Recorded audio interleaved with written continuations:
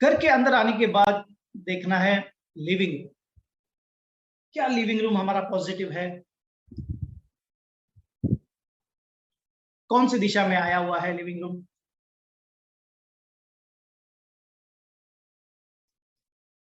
जो preferred directions होती है लिविंग रूम के लिए वो है ईस्ट, ईस्ट नॉर्थ ईस्ट, यानी नॉर्थ नॉर्थ वेस्ट। जब सेंटर से हम देखेंगे तो इन दिशाओं में अगर हमारा लिविंग रूम आया है या किसी का, तो उसे बहुत अच्छा कहा जाएगा।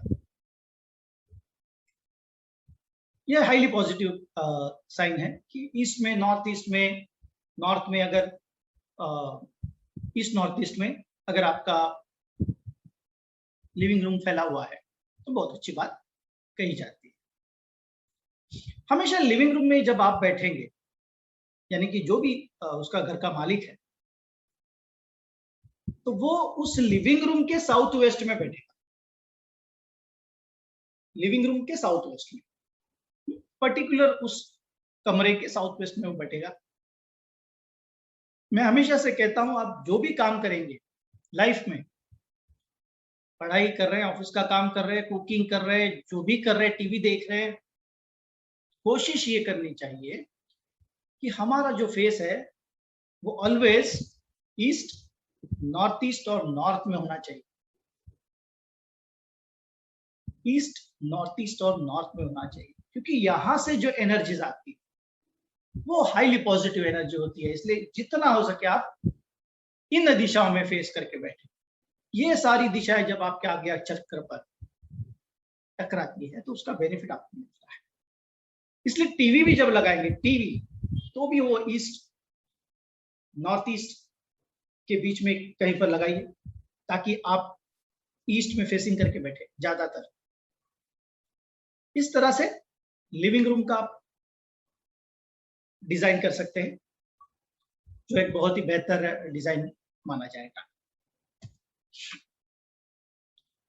किचन जो है वो अग्नि तत्व साउथ ईस्ट में होता है, धान्य लक्ष्मी साउथ ईस्ट में होती है, इसलिए हमारा जो किचन है वो साउथ ईस्ट में होना चाहिए। अग्नि तत्व है, अग्नि में आएगा तो बेहतर रिजल्ट देगा। ये बहुत जरूरी है। बहुत सी चीजें डिपेंड करती है, अगर आपका अग्नि अग्नि के स्थान पर है तो।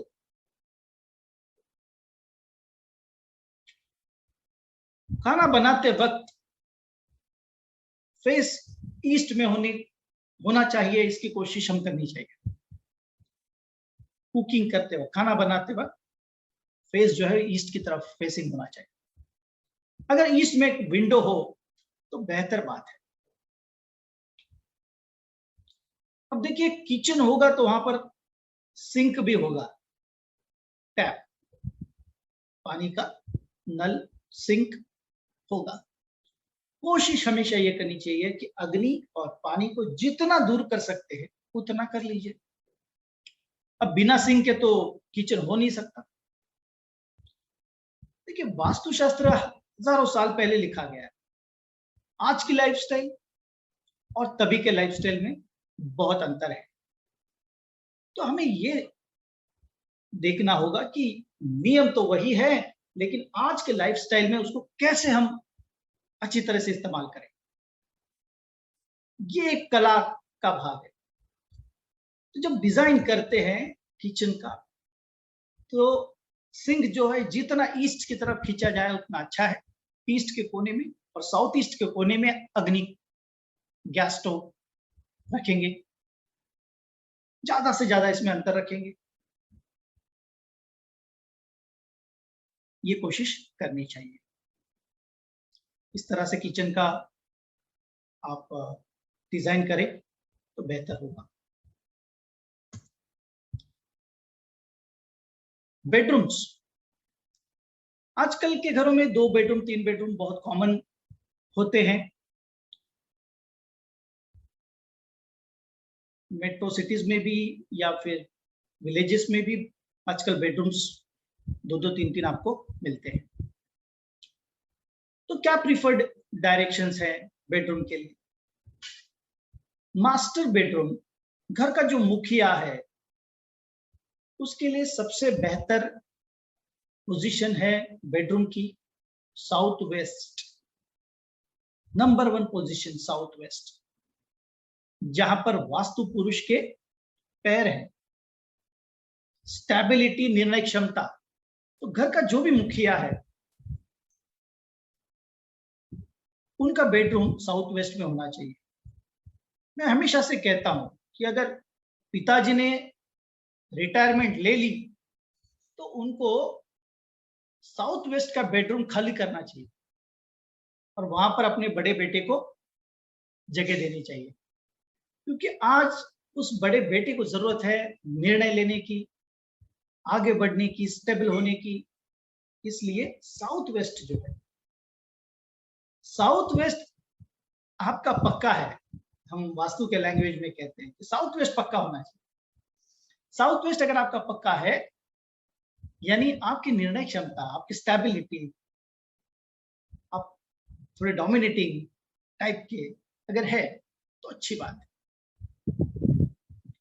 अदरवाइज खास करके जो नॉर्थ ईस्ट जल तत्व में अगर आपका जैसे खास करके नॉर्थ ईस्ट, यहाँ पर अगर आपका बेडरूम है तो लोग आपका बेनिफिट, आपके स्वभाव का बेनिफिट उठाएंगे, क्योंकि ये ईश्वर तत्व है। आप भी उसी तरह ईश्वर तत्व में विलीन हो जाते हैं। जैसे ठीक है, अपना दोस्त है यार, आगे बढ़ रहा है, बढ़ने तो चलता है, होता है, चलेगा। साउथ वेस्ट में, साउथ वेस्ट में नहीं, मेरा अधिकार है तो मुझे मिलना चाहिए। इस तरह का स्वभाव देखने मिलता है। इसलिए मास्टर बेडरूम जो है वो घर के मुखिया का होना चाहिए साउथ वेस्ट में। साउथ में भी आप कर सकते हैं, बहुत अच्छा रिलैक्सेशन के लिए बहुत अच्छी दिशा साउथ। साउथ वेस्ट, साउथ दोनों बेहतर है। बच्चों के लिए west, west of south west भी अच्छी है, वेस्ट भी अच्छी है। ये दोनों चिल्ड्रन बेडरूम के लिए, बच्चों के चिल्ड्रन बेडरूम के लिए बहुत अच्छी मानी। पेरेंट्स के लिए अभी वो एग्रेशन नहीं है या उसकी जरूरत भी नहीं है। नॉर्थ, नॉर्थ ईस्ट सबसे बेहतर, जो एक अच्छा हेल्थ देगी उनको। शरीर जब थक जाता है तो हम यही भगवान से दुआ करते कि भाई हमारी हेल्थ जो है वो अच्छी रहे। तो नॉर्थ, नॉर्थ ईस्ट पेरेंट्स के लिए बेहतर जगह है, जहां पर एक अच्छी हेल्थ उनको मिलेगी, अच्छी इम्यूनिटी पावर भी मिल सकती है। पेरेंट्स के लिए अच्छा है। नई नई शादी हुई है, नया नया कपल है, तो उनके लिए नॉर्थ, नॉर्थ वेस्ट बहुत बेहतर ऐसी ये दिशा है बेडरूम के लिए। बहुत ही सुंदर ऐसी ये दिशा है, तो यहाँ पर ये अपना बेडरूम बना सकते हैं। सोते वक्त हमारा जो सर है वो हमेशा से साउथ में होना चाहिए। देखिए, हम पृथ्वी पर हैं तो ये हमारा नॉर्थ हुआ। जो हमारा नॉर्थ है उसको साउथ में रखना है, so there will be attraction between opposite pole, और एक अच्छी नींद आएगी, अच्छा मैग्नेटिक लेक बनेगा। इसलिए सोते वक्त आपका सर जो है वो हमेशा साउथ की तरफ होना चाहिए। अगर by chance south, south west भी चलेगा, अगर बाय चांस नहीं होता है, पॉसिबल ही नहीं है ये वो, तो ईस्ट में कर सकते हैं। फिर ईस्ट में आपका सर कर सकते हैं। इसी पोजीशन में आपको सोना चाहिए। बेडरूम में बहुत से आईने लगे हैं, हमारी इमेज उसमें दिख रही है, ऐसा शास्त्र कहता है कि ऐसा नहीं होना चाहिए। ऊपर कोई बीम नहीं होना चाहिए या कोई ऐसा एक्सटेंशन नहीं होना चाहिए, क्योंकि देखिए ग्रेविटेशनल फोर्स तो काम करेगा। वो ऊपर जो बीम है वो इतना सारा वजन ले करके खड़ा है, तो कहीं ना कहीं वो ग्रेविटेशनल फोर्स की वजह से कुछ ना कुछ प्रेशर डेवलप कर रहा है, और उसके प्रेशर के अंडर अगर आप सोते हैं तो ये अच्छे रिजल्ट नहीं देगा। इसलिए बिल्कुल बीम के नीचे सोना एडवाइजेबल नहीं है। इस तरह से कुछ चीजों का ख्याल बेडरूम में जरूर करेंगे। साउथ वेस्ट में अपने फैमिली का फोटो फ्रेम बना करके लगाइए, स्टेबिलिटी है ना वहां पर, एक फैमिली को इकट्ठा रखने के लिए, साथ में रखने के लिए फोटो फ्रेम लगाइए बढ़िया सा, बहुत अच्छी बात है। कभी भी साउथ वेस्ट इस दिशा में नहीं सोना चाहिए, इसमें नहीं सोना चाहिए, इतना ख्याल करेंगे।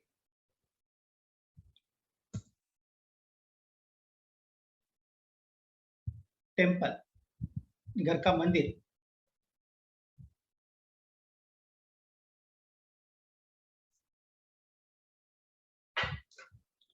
बहुत ही इंपॉर्टेंट ऐसा ये विषय है। अगर आपके घर का मंदिर सही जगह पे है, रोजाना अच्छी तरह से पूजा पाठ हो रहा है, तो मान के चलिए आपके घर में अगर दोष है भी अलग अलग दिशाओं में, तो इनकी जो तीव्रता है वो डेफिनेटली कम हो जाएगी। जो रास्ते बंद पड़े हैं वो खुल जाएंगे, विजन क्लियर होगा, नई नई चीजों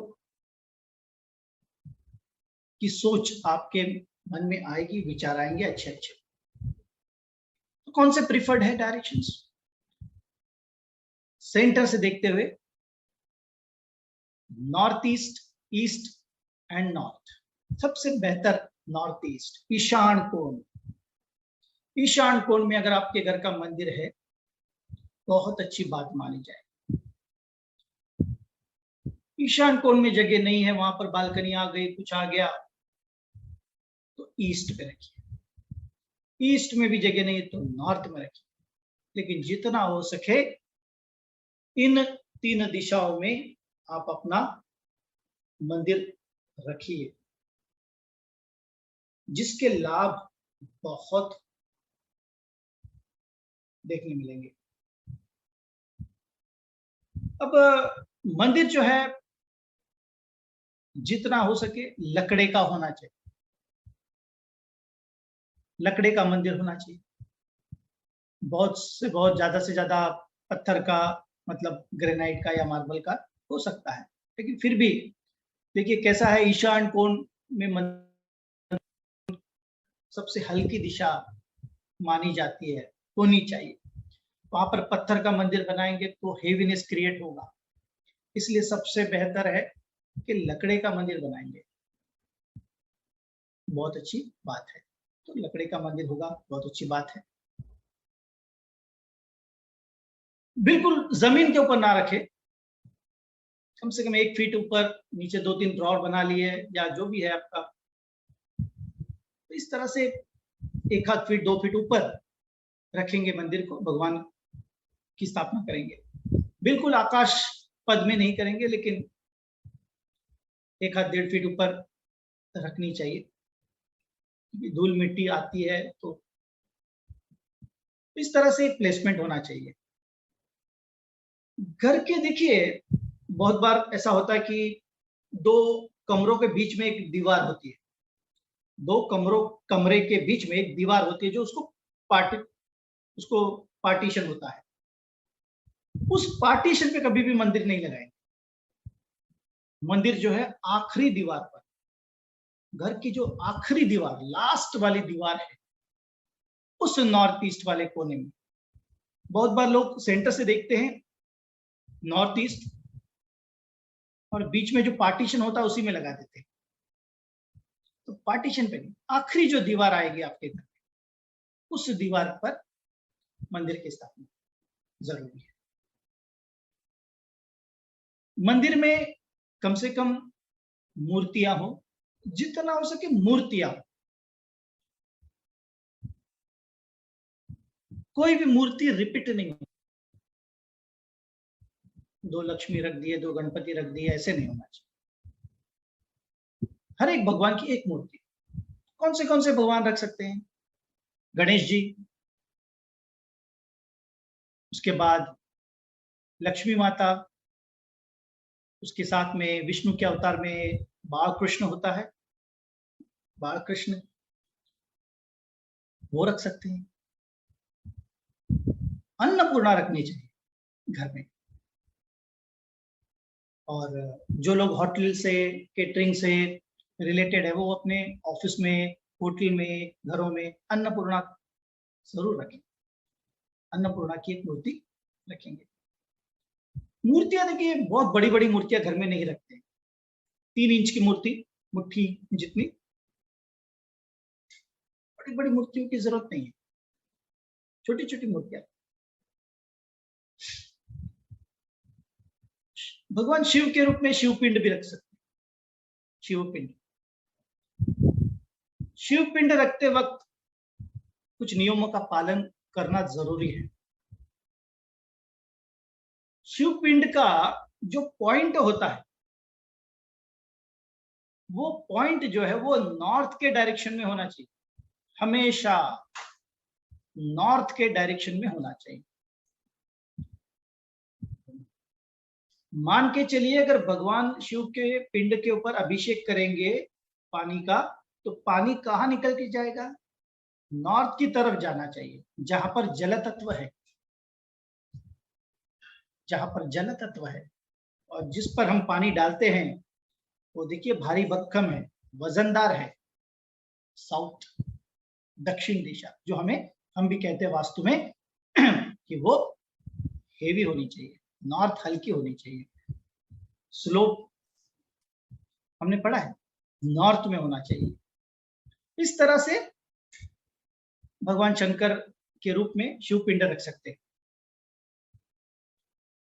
अगर आपके कोई इष्ट देवत है, आपके गुरु हैं,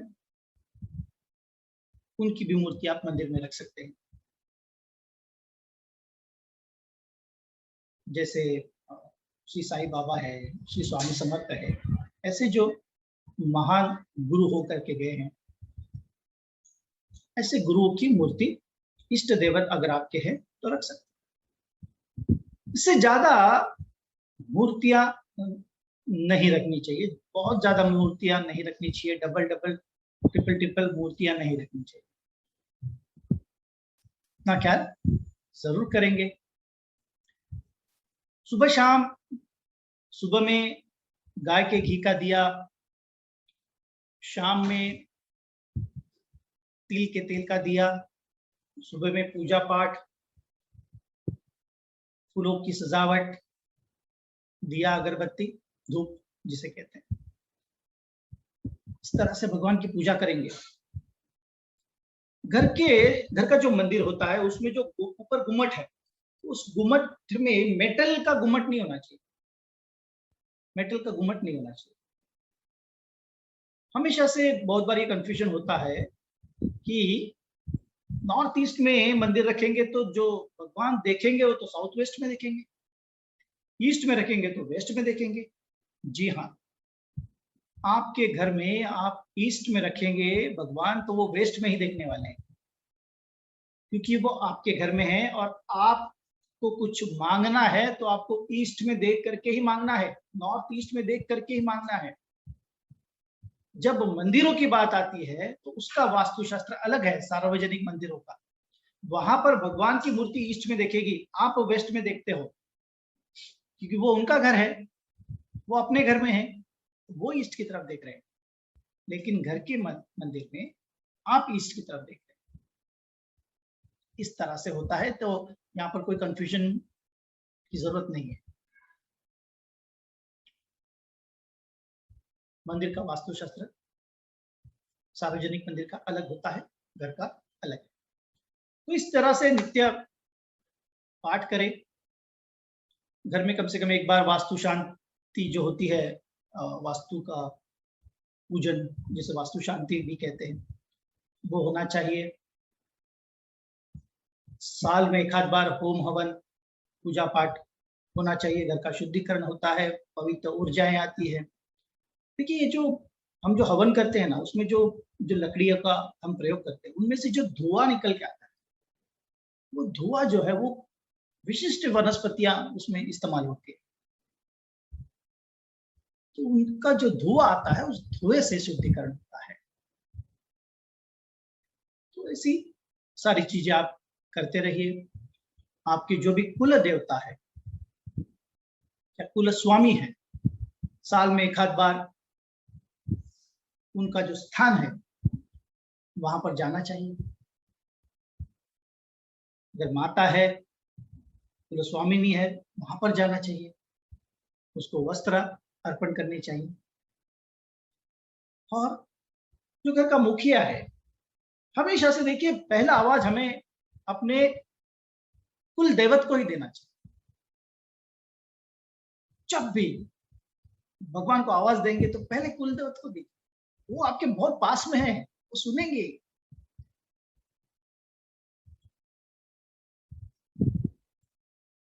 ओम नमो कुलस्वामिनी देवे नमः। ये जो कुलस्वामिनी वर्ड है, अगर मान के चलिए कि आपकी कुलस्वामिनी महालक्ष्मी है, तो ओम नमो श्री महालक्ष्मी देवे नमः, इस मंत्र का जाप कीजिए। एक माला कम से कम रोजाना करनी चाहिए।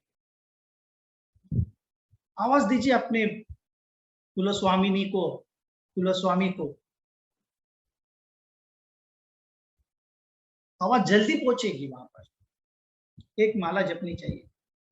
माला जपने का भी एक तरीका होता है, कभी वीडियो में भेजूंगा उसका, या आप देख लेना किसी जानकार व्यक्ति से माला कैसे जपते हैं।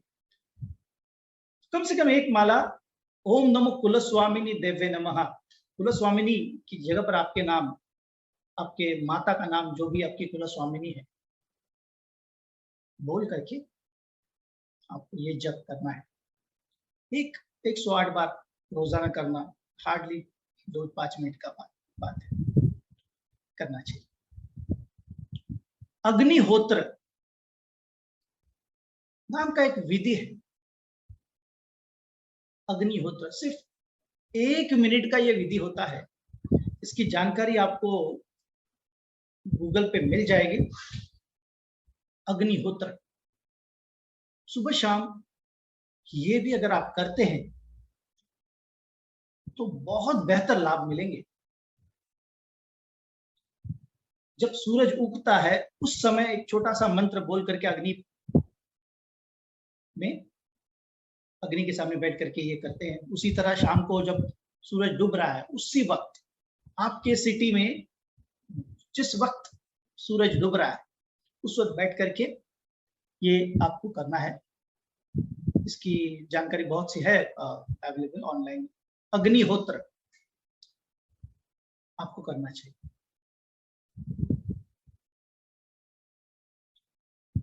हफ्ते में एक आध बार नमक के पानी से अपने घर में पोछा लगा सकते हैं। न जाने कितने लोग आते हैं जाते हैं। नमक के पानी से फिर एक साफ पानी का पोछा लगा दीजिए। हफ्ते में एक आध बार गाय का गोबर सूखा हुआ, उससे अग्नि प्रज्वलित करके उसका धुआं जो है घर घर में भर दीजिए, पूरे घर में भर दीजिए 5-10 मिनट के लिए।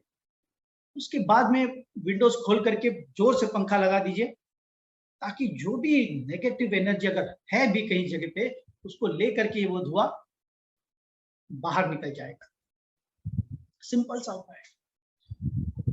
अग्निहोत्र भी कुछ इसी तरह से होता है, लेकिन वो विधिवत होता है। अगर आप विधिवत नहीं कर सकते तो भी एक गाय के सूखा गोबर लेकर के उस पर 1 चम्मच गाय का घी डाल करके जला करके कर्पूर से जला करके धुआं कर दीजिए उसका घर में। ये भी शुद्धिकरण के लिए बहुत सहज ऐसा उपाय है, बहुत ही सिंपल उपाय। कभी ऐसा मन में लग रहा है कि यार जरूर हमेशा से कीजिए। तो बहुत ही साधारण छोटे छोटे उपाय है, जरूर करने चाहिए। मंदिर के ऊपर बातें करेंगे तो बहुत सी बातें होती है, फिर भी इस तरह से करेंगे तो जो अगर दोष है भी तो भी उसकी तीव्रता कम हो जाएगी। अगर इस तरह से अगर आपके घर में मंदिर आप स्थापित करते हैं, देखिए अगर आपके घर में मंदिर सही जगह पर नहीं है या आपके क्लाइंट के घर में आप चले गए, वहां पर मंदिर सही जगह पर नहीं है, ऑब्वियसली उसको सही जगह पे लाना पड़ेगा। लेकिन एक बात जरूर ध्यान में रखिए, मंदिर भगवान का घर है, वो कोई टेबल कुर्सी है नहीं कि उठा के रख दिया यहां से वहां से, ऐसा नहीं चलेगा। उसको शिफ्ट करने के भी कुछ तरीके हैं, कोई पद्धति है, उसको फॉलो करना जरूरी है। सबसे पहले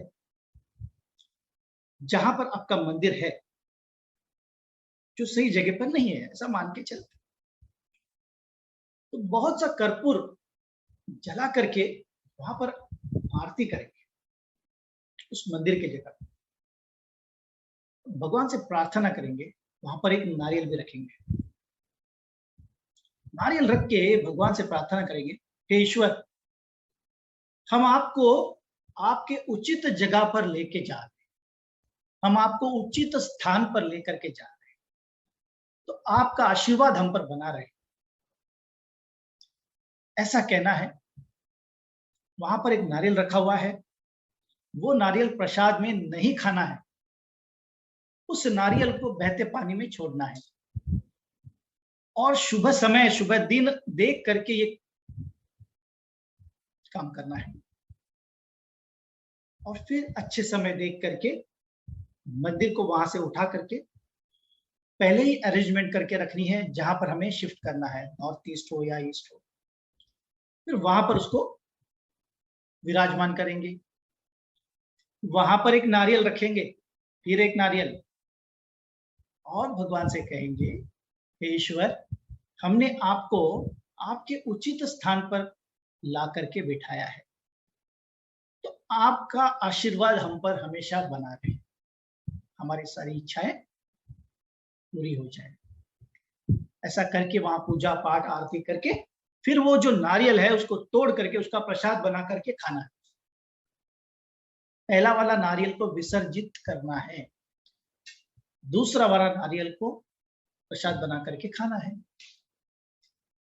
बहुत छोटा सा विधि है, लेकिन विधिवत होना चाहिए, यूं नहीं कि उठा लेके रख दिए। ठीक है, तो इस तरह से मंदिर को भी आप जब शिफ्ट करते हैं तो कुछ नियमों का पालन जरूर करेंगे, ये बहुत जरूरी है। चलिए आगे चलते हैं।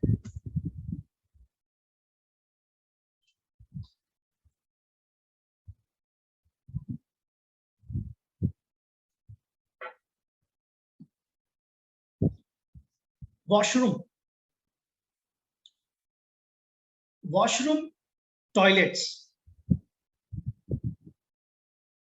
आजकल लोग बड़े गर्व से कहते हैं हमारे घर में तो 3-3 टॉयलेट है, एक गेस्ट के लिए है और 2 एक इसमें है उसमें है। दोस्तों, जितने टॉयलेट्स आपके घर में ज्यादा है उतने आपके घर में दोष है। क्यों? टॉयलेट की जो प्रक्रिया है वो ये दर्शाती है,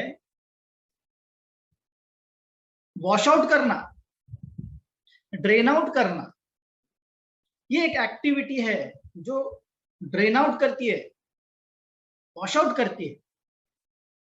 तो ये जिस भी दिशा में आएगी वहां के एडवांटेजेस को वॉश आउट कर देगी। अगर हम कहते हैं कि नॉर्थ के दिशा से मनी आता है, पैसा आता है, और अगर नॉर्थ में ही आपका टॉयलेट आ गया तो वो वहां की जो प्रॉपर्टी है, पैसा इन पैसा आने की, उसी को वॉश आउट कर देगा, ड्रेन आउट कर देगा। तो ये एक्टिविटी है। तो ये जहां जहां पर जाएगी वहां वहां पर ये वहां के प्रॉपर्टीज को वॉश आउट कर देगी।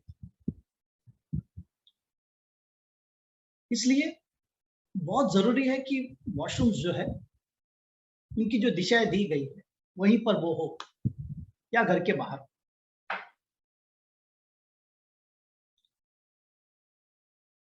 घर के बाहर भी बिल्कुल घर से लगकर नहीं, क्योंकि घर के बाहर जो एरिया होता है वो भी असर करता है। जैसे हमारा underground water tank, septic tank, ये सारी चीजें हमारे घर के बाहर होती है, लेकिन फिर भी वो असर करती है। तो प्रिफर्ड डायरेक्शन है साउथ ऑफ साउथ वेस्ट और ईस्ट ऑफ साउथ ईस्ट। यही दो दिशाएं हैं जहां पर आपके टॉयलेट्स हो सकते हैं। अगर ये इस दिशा में है तो ये आपको तकलीफ नहीं देंगे। अगर किसी और दिशा में चले गए तो ये डेफिनेटली आपको तकलीफ दे सकते हैं। खास करके अग्नि में अगर टॉयलेट्स गए तो एक तो अग्नि तत्व है, वहां पर पानी गिरने वाला है, अच्छी बात नहीं है। अग्नि को बुझा देगा तो एनर्जी बुझ गई, ऊर्जा बुझ गई, साथ ही साथ कैश फ्लो वो भी इफेक्ट करेगा। नॉर्थ ईस्ट, ईशान कोण, ईश्वर की दिशा है, वहां पर टॉयलेट्स नहीं होने चाहिए। इसका ध्यान जरूर रखिए। कभी भी घर में जो टैप्स होते हैं, नल होते हैं, वो लीकेज होते हैं, पानी गिर रहा है टिप टिप टिप टिप, ये भी क्रिया बहुत अच्छी बात नहीं है। ये क्रिया भी अच्छी नहीं है, तो उसका भी ख्याल आपको रखना चाहिए। इस तरह से वॉशरूम्स का या टॉयलेट्स का ध्यान देना जरूरी है। बाथरूम नहाने की जगह है, पानी गिरता है, रुकता नहीं, निकल जाता है। जल तत्व में अगर ये है, जैसे नॉर्थ ईस्ट में, तो कोई नुकसान नहीं करे, पानी गिरता है तो अच्छी बात है। जल तत्व की दिशाओं में अगर आपके बाथरूम है तो बढ़िया है। फिर एक बार अग्निकोण में या फिर पृथ्वी तत्व में, साउथ साउथ वेस्ट में या साउथ वेस्ट में नहीं होना चाहिए। ये बहुत जरूरी है। पानी वहां पर अगर गिर रहा है तो नुकसान देगा। वहां पर आपका सेप्टिक टैंक आ गया, नहीं चलेगा। वहां पर आपका अंडरग्राउंड वाटर टैंक आ गया, नहीं चलेगा। इस तरह से ध्यान रखेंगे।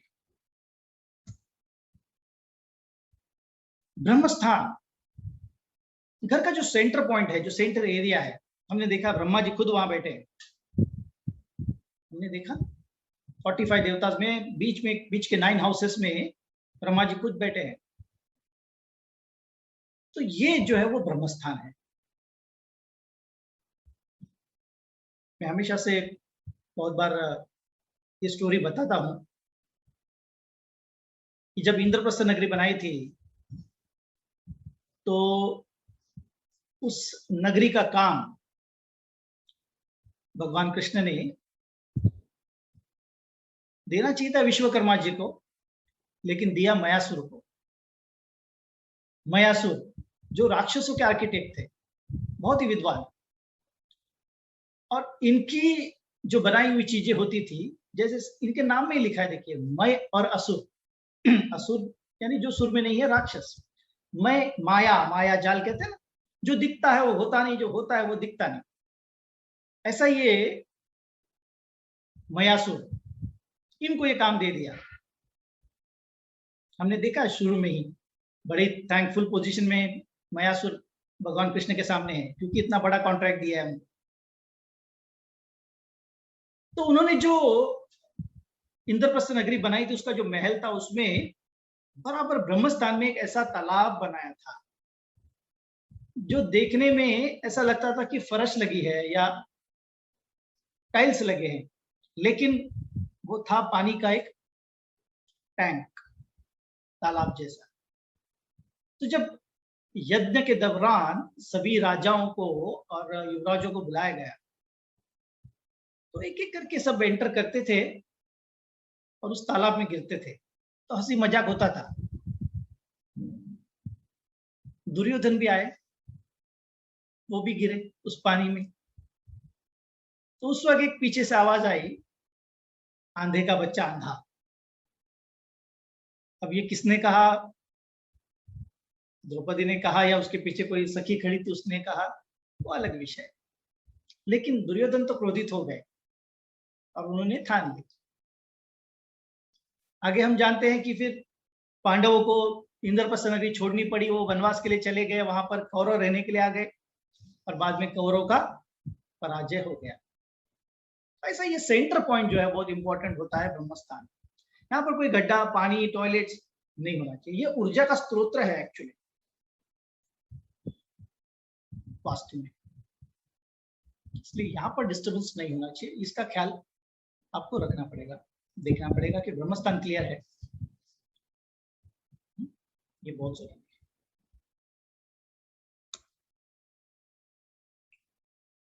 है। जियोपैथिक स्ट्रेस वास्तुशास्त्र में या मेटाफिजिकल साइंस जिसको कहते हैं, या फिर जो भी इस लैंड से रिलेटेड लोग काम करते हैं, ये सारे वर्ल्ड वाइड इस जियोपैथिक स्ट्रेस के ऊपर संशोधन हो रहा है। बहुत बार हमने ऐसा देखने मिलता है कि किसी एक बिल्डिंग में पहले माले पर बीमारी, दूसरे माले पर बीमारी, तीसरे माले पर बीमारी, फीडबैक आता है। कहीं ना कहीं उस बिल्डिंग के नीचे से जियोपैथिक स्ट्रेस पास कर रहा है। कुछ ऐसे चैनल, कुछ ऐसे करंट जो उस धरती पर रहने वाले प्राणी, वनस्पति को स्ट्रेस पहुंचाते हैं।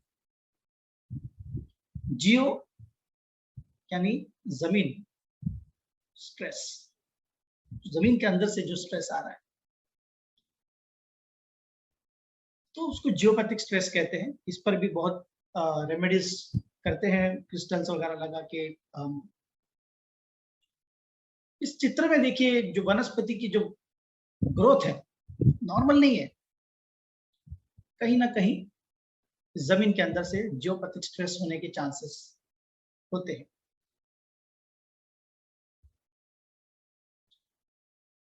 वास्तु कंसल्टेंट को ये पहचान करना बहुत जरूरी होता है कि क्या प्रॉब्लम है, ऐसा क्यों ऐसी तकलीफें हो रही है, क्यों ऐसी बीमारियां हैं।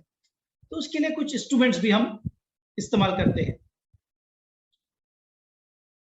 जिसको डाउजिंग कहते हैं। डाउजिंग नाम का एक भारतीय शास्त्र है जो बहुत ही सालों से हमारे यहाँ पर इस्तेमाल होता है। तो ये जो डाउजिंग वाला जो शास्त्र है, ये जियोपैथिक स्ट्रेस हो या वास्तु के जो वाइब्रेशंस होते हैं, आपके बहुत से सवालों के जवाब, इसको कहते हैं पेंडुलम, और जो क्रिया हम कर रहे हैं उसको कहते हैं डाउजिंग। इस पेंडुलम के माध्यम से कई सारे उत्तरों के, प्रश्नों के उत्तर हमें मिलते हैं। ये एक बहुत ही अच्छा विषय है, अलग शास्त्र है। इसके साथ में देखिए, इस तरह के कुछ एल रॉड्स जिसको कहते हैं, कॉपर रॉड्स होते हैं। इन कॉपर रॉड्स के माध्यम से आपको वास्तु के वाइब्रेशन, जियोपैथिक स्ट्रेस, ये सारी चीजें आपको, ये खुल गया। क्यों खुल गया? क्योंकि मेरे आजू बाजू में जो वातावरण है वो पॉजिटिव है। ये जब इस तरह से जाता है तो समझना चाहिए कहीं ना कहीं कुछ गड़बड़ है। ये जब खुलता है, देखिए कोई रॉकेट साइंस नहीं है, प्रैक्टिस जरूरी है। प्रैक्टिस से ये सीखा जा सकता है, इसका एक अलग से कोर्स है हमारे पास। तो डाउजिंग के माध्यम से आप वास्तु के वाइब्रेशंस, वास्तु के अंदर कैसा वातावरण है। बहुत बार ऐसे होता है ना कि किसी घर में चले गए तो बहुत अच्छा लगता है, अरे वाह कितना अच्छा है आपके घर में, कितना अच्छा लगता है यहाँ बैठने के लिए। कहीं ना कहीं ईस्ट नॉर्थ ईस्ट से ऊर्जा ये घर में आ रही है और घर का जो वाइब्रेशन है वो अति उच्च हो रहा है। वहीं पर कुछ ऐसे वास्तु होते हैं, खास करके जो बेसमेंट में वगैरह होते हैं। बेसमेंट में वास्तु है, वास्तुशास्त्र के हिसाब से जमीन के नीचे एडवाइजेबल नहीं है। वहां पर बहुत ही ऐसा घुटन सी महसूस होती है, ऐसा लगता है कब निकलूं यहाँ से। ये सारी वाइब्रेशंस चेक करने के लिए डाउजिंग का प्रयोग होता है और उसकी ऊर्जाएं हम खुद फील भी कर सकते हैं। प्रसन्न वातावरण होता है तो हमारा मन भी प्रसन्न होता है ना। वातावरण प्रसन्न है तो मन प्रसन्न है, मन प्रसन्न है तो सब कुछ प्रसन्न है। इसलिए वाइब्रेशंस बहुत इंपॉर्टेंट होते हैं घर के। बहुत ज्यादा सामान ठोक दिया है घर में, हिलने के लिए जगह नहीं है, डल कलर लगे हुए हैं, ना लाइट आ रहा है ना हो आ रहा है, ना साफ सुथरा हल्का आपका घर होना चाहिए। त्योहार, त्योहार क्यों है भारतीय शास्त्र में? ये ढेर सारे त्योहार होते हैं हमारे हिंदू शास्त्र में। क्यों? क्योंकि उसी बहाने घर की सफाई हो जाती है। दिवाली को हम करते खूब चकाचक कर देते। क्यों? वाइब्रेशंस, साफ सफाई से वाइब्रेशन डेवलप होते हैं अच्छे, घर सुंदर लगता है तो मन प्रसन्न होता है, मन प्रसन्न है तो सब प्रसन्न है। इसलिए वाइब्रेशंस बहुत इंपॉर्टेंट है।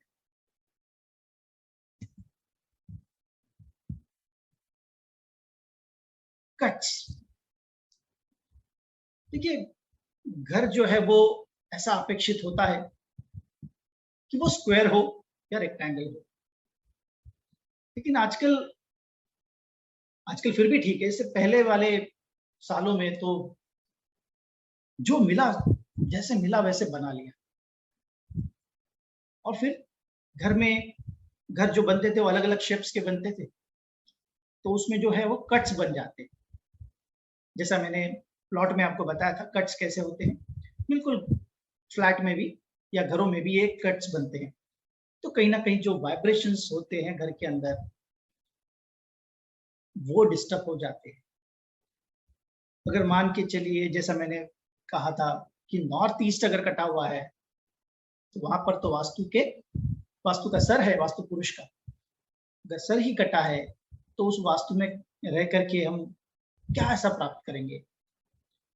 इसलिए घरों में जो है वो कट्स नहीं होने चाहिए, इसका ध्यान देना जरूरी। छोटे मोटे कट्स होते हैं, चलो ठीक है, पाइपलाइन ये वो इसकी वजह से वगैरह, फ्लावर बेड है या जो भी है वो ठीक है, लेकिन बड़े बड़े कट्स नहीं होने चाहिए जहां पर मेजरली दिशाएं कट हो गई है, तो उस दिशा के जो बेनिफिट्स है आपको नहीं मिलेंगे।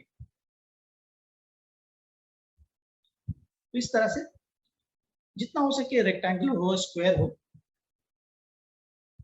आपका घर तो बेहतर है। अगर आप खुद घर बना रहे हैं, खुद डिजाइन कर रहे हैं, तो यस 100% वास्तु के हिसाब से घर डिजाइन हो सकता है। अगर आप रेडीमेड घर ले रहे हैं, मेरे हिसाब से 70-75% भी अगर मिलता है तो अच्छी बात। 75% पॉजिटिव, यानी अगर 10 चीजें मैं देख रहा हूं घर के अंदर, मैं 10 चीजों का अगर परीक्षण कर रहा हूं, फॉर एग्जाम्पल मैंने क्या क्या देखना है, मैंने देखना है डोर कैसा है, मैंने देखना है टॉयलेट्स कहाँ पर है, मुझे देखना है किचन कहाँ पर है, मुझे देखना है बेडरूम कहाँ पर है, मुझे देखना है बाथरूम कहाँ पर है। ऐसी अगर 10 चीजें मैं देख रहा हूं और उनमें से 7-8 चीजें सही है, 2 चीजें गलत है, तो भी मैं कहूंगा कि ये जो घर है वो अच्छा है। 80% अगर पॉजिटिव है तो अच्छा है। जो चीजें बिगड़ी हुई है उन पर इलाज किया जा सकता है। सिर्फ 2-3 चीजें हैं जिन पर इलाज तो हो सकता है, लेकिन मैं फिर भी अवॉइड करने की सलाह देता हूं। वो है नॉर्थ ईस्ट में अगर टॉयलेट है तो ऐसा घर नहीं लेना चाहिए, और ब्रह्मस्थान में अगर टॉयलेट है तो ऐसा घर नहीं लेना चाहिए। खास करके इन चीजों का ध्यान रखेंगे। बहुत बार ऐसे होता है कि हम तो कह देते हैं कि भाई ऐसा नहीं होना चाहिए, वैसा नहीं होना चाहिए, लेकिन 50 लाख का 80 लाख का घर लेके तो डरने की जरूरत नहीं है। मैं हमेशा से कहता हूं, घर के अंदर रेमेडीज जो जो है पॉसिबल है वो तो करने चाहिए। साथ ही साथ मंदिर में एक रुद्र यंत्र और एक श्री यंत्र मेरू मेरू शेप में मेरू शेप में एक रुद्र यंत्र और एक श्री यंत्र रखते हैं, तो ज्यादा टेंशन लेने की जरूरत नहीं। देखो हम पॉजिटिव बात करेंगे, डराने वाला काम नहीं है, ये भक्ति का विषय है, भीति का नहीं। भगवान ये जो है भक्ति का विषय है, भीति का नहीं। तो भक्ति करेंगे, करने का कुछ तरीका होता है, कुछ मार्गदर्शन होते हैं, कुछ मार्ग होते हैं, करेंगे। मंदिर सही जगह पे लाएंगे, वहां पर एक रुद्र यंत्र और एक श्री यंत्र की स्थापना। रुद्र यानी शिव पिता स्वरूप, श्री यंत्र माता स्वरूप, इनकी पूजा करेंगे, इनकी स्थापना करेंगे। तो जो दोष है वो, उनकी जो पावर है वो कम हो जाएगी, इतना मैं कह सकता हूं। इसलिए डरने की जरूरत नहीं है, हर चीज पर कोई ना कोई इलाज होता है। आज के लिए यहीं तक, फिर मिलते हैं अगले लेक्चर। Good bye.